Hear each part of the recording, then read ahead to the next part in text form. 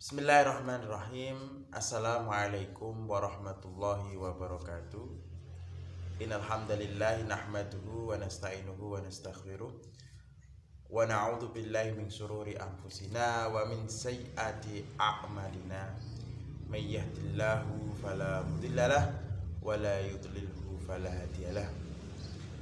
Asyhadu an la ilaha illallah wahdahu la syarikalah wa asyhadu anna sayyidana Muhammadan abduhu wa rasuluh. Allahumma salli wa sallim ala sayyidina Muhammadin wa ala alihi wa ashabihi wa man tabi'ahu bi ihsan ila yaumil amma ba'du. Para pemirsa yang dimuliakanlah Allah Subhanahu wa taala, terkhusus anak-anakku SMP Islam Al-Azhar 18 Kota Salatiga, kelas 7, kelas 8 dan kelas 9 yang menanti kelulusan, khusus kelas 9, mudah-mudahan lulus dengan nilai yang terbaik. Alhamdulillah, puji syukur kita kehadirat Allah Subhanahu wa taala, di mana hari ini kita bisa berjumpa kembali, di mana saya streaming membuat video ini di pagi hari. Cahayanya belum begitu cerah. Alhamdulillah, mudah-mudahan Allah memberikan kemudahan. Yang kedua, salat salam semoga tercurah kepada junjungan kita Nabi besar Muhammad sallallahu alaihi wasallam, yang tentu dan pasti kita nantikan apa yang menjadi syafaat beliau di yaumil kiamah nanti. Para pemirsa yang dimuliakan Allah Subhanahu wa taala, kita melanjutkan kajian kitab Al-Ala kembali menuju ke bednya habis selesai. Kurang sedikit lagi, kita sekarang sudah masuk ke, karena bednya keseluruhan itu ada sekitar ini ya 37. Sekarang kita sudah masuk bed yang ke berapa ini? 25 ya. 25. Yang berbunyi seperti ini.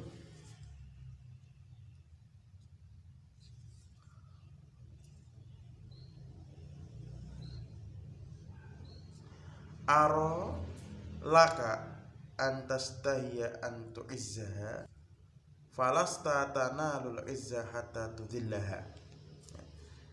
Ini bertemakan bagaimana kita menghinakan nafsu, atau kita menghinakan nafsu.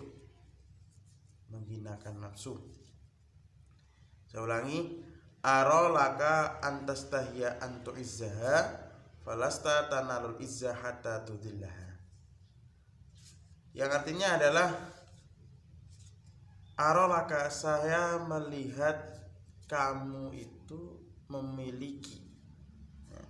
Arolaka, saya melihat kamu memiliki.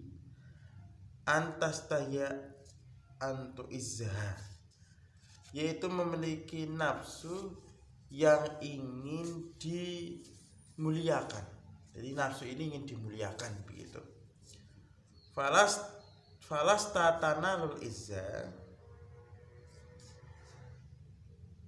maka atau padahal kamu tidak akan mendapatkan, falasta tanalul izzah, kamu tidak akan mendapatkan kemuliaan itu hatta tudhillaha, atau hatta tudhillaha, sehingga kamu itu menghinakan nafsu itu. Ulangi lagi ya, biar jelas nih. Aro laka, ini bait yang ke-25. Aro laka antastahya antu izzaha falastatana lul izzah hatta tudhillaha. Aro ningali sapa ingsun laka maring sira anta izzahin to. Yang gitu kalau bahasa Jawa nggih. Kepengin mulia antu izzah, mulia itu gitu, pengen mulia. Secara bahasa Indonesia gini, aro laka antastahya antu izzaha, aku melihat dirimu itu memiliki nafsu yang ingin engkau muliakan gitu. Falastatanarul izza, maka atau padahal kamu tidak mungkin ya mendapatkan kemuliaan itu hatta tudillaha, sampai kamu itu berbuat menghinakan nafsu itu. Apa makna sebenarnya dua syair ini ya, satu bait syair ini? Para pemirsa yang dimuliakan oleh Allah Subhanahu wa taala, bahwa setiap manusia itu tentu memiliki pola pikir yang ada di kepalanya atau isi di kepalanya. Maka bila isi kepalanya adalah hal-hal yang baik dan hal-hal yang positif, maka dia akan menghubungkan setiap hal dengan kebaikan dan hal yang positif pula. Namun ketika isi di dalam pikiran kita atau minded ya bahasa Inggrisnya itu kok hal-hal yang negatif, kotor, maka ya hasilnya ya hal-hal yang negatif. Maka kita harus belajar bagaimana menghilangkan pemikiran-pemikiran tersebut. Kita belajar menghilangkan pemikiran-pemikiran tersebut atau pemikiran-pemikiran yang kotor tersebut daripada di pikiran kita, yang kedua itu merujuk daripada hati kita. Nah, para pemirsa yang dimuliakan oleh Allah Subhanahu wa taala,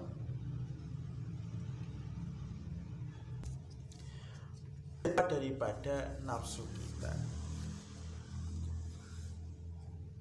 Nafsu itu adalah sesuatu yang penting bagi manusia, karena manusia itu tidak bisa dikatakan manusia kalau belum memiliki nafsu.